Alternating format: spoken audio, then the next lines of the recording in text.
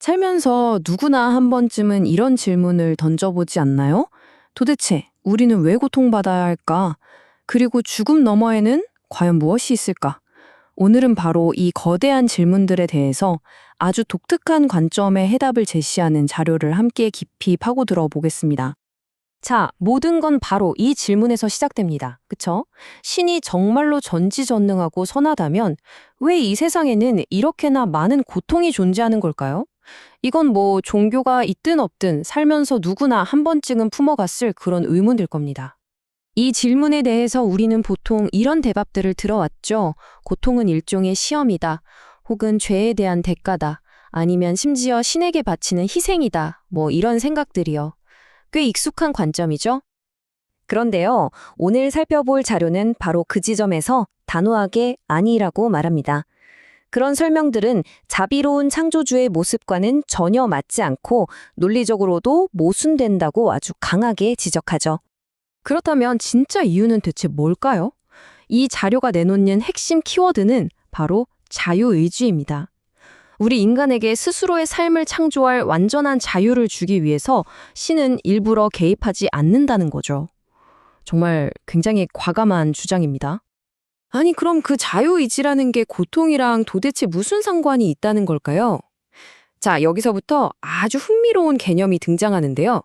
우리가 평소에 거의 같은 뜻으로 쓰는 아픔과 고통이라는 두 단어를 완전히 분리해서 봐야 한다는 겁니다.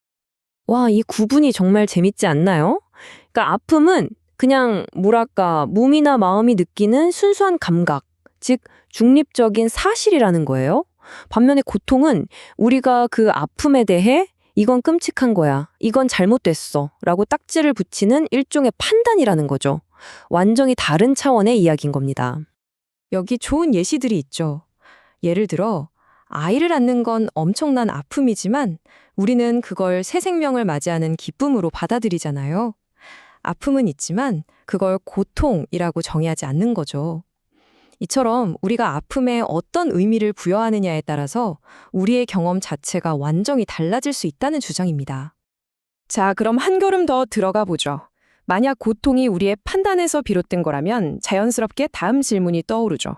그럼 그 판단은 대체 어디서 오는 걸까요? 무엇이 우리를 고통스럽다고 느끼게 만드는 걸까요? 이 자료의 대답은 정말 직설적이고 단호합니다. 전쟁, 환경오염, 나쁜 식습관.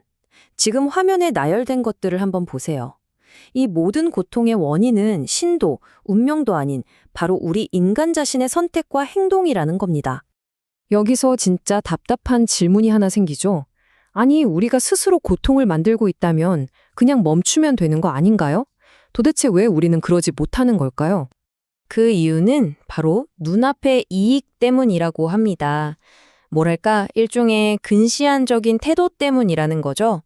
우리는 먼 미래의 큰 피해보다는 당장의 쾌락이나 이익을 좇는 경향이 있고 바로 그 선택들이 쌓여서 결국 우리 자신을 고통스럽게 만든다는 겁니다. 그리고 이 논의는 결국 우리가 느끼는 모든 고통의 정점, 바로 죽음이라는 주제로 향하게 됩니다. 그런데 여기서 이 자료는요, 우리가 죽음에 대해 갖고 있던 생각 자체를 완전히 뒤집어버리는 정말 파격적인 관점을 제시합니다. 여러분, 나는 누구일까요? 이 자료는 이렇게 딱 구분합니다. 우리의 몸과 마음은 우리가 잠시 빌려 쓰는 도구, 즉 내가 가진 것일 뿐이고 진짜 나의 본질은 바로 영혼이라는 겁니다. 자, 그렇게 되면 죽음은 더 이상 끝이 아니게 됩니다. 마치 애벌레가 껍질을 벗고 나비가 되듯이 그저 인간이라는 물리적인 형태에서 영적인 존재라는 다른 형태로 모습을 바꾸는 지극히 자연스러운 과정일 뿐이라는 거죠. 이 모든 것이 사실은 거대한 순환의 일부라는 겁니다. 마치 우리가 숨을 내쉬었다가 다시 들이마시는 것처럼 말이죠. 개인으로 존재하며 경험을 쌓다가 다시 거대한 전체와 하나가 되는 것. 그것이 바로 생명의 본성이라는 이야기입니다. 그렇다면 우리가 흔히 말하는 천국은 어디에 있을까요? 그건 죽어서 가는 어떤 장소가 아니라고 합니다. 바로 그 전체와 하나됨을 온전히 느끼는 마음의 상태, 즉 의식의 한 상태를 의미한다는 거죠. 좋습니다. 지금까지 정말 어떻게 보면 좀 철학적이고 거대한 이야기들을 쭉 따라와 봤는데요. 그럼 이런 이야기들이 지금 당장 우리 삶에 무슨 의미가 있을까요? 이걸 어떻게 써먹을 수 있냐는 거죠. 그게 제일 중요하잖아요. 이 자료는 우리가 우리 자신의 현실을 만들어가는 구체적인 3단계 과정을 제시합니다. 모든 것은 생각에서 시작되고 그 생각이 말을 통해 구체적인 형태를 갖추게 되며 마침내 행동으로 옮겨졌을 때 현실이 된다는 겁니다. 생각, 말, 행동, 이 세 가지가 바로 창조의 도구인 거죠. 결국 핵심은 이겁니다. 우리가 무엇을 믿고 세상을 어떻게 바라보느냐가 우리의 모든 경험을 결정한다는 것.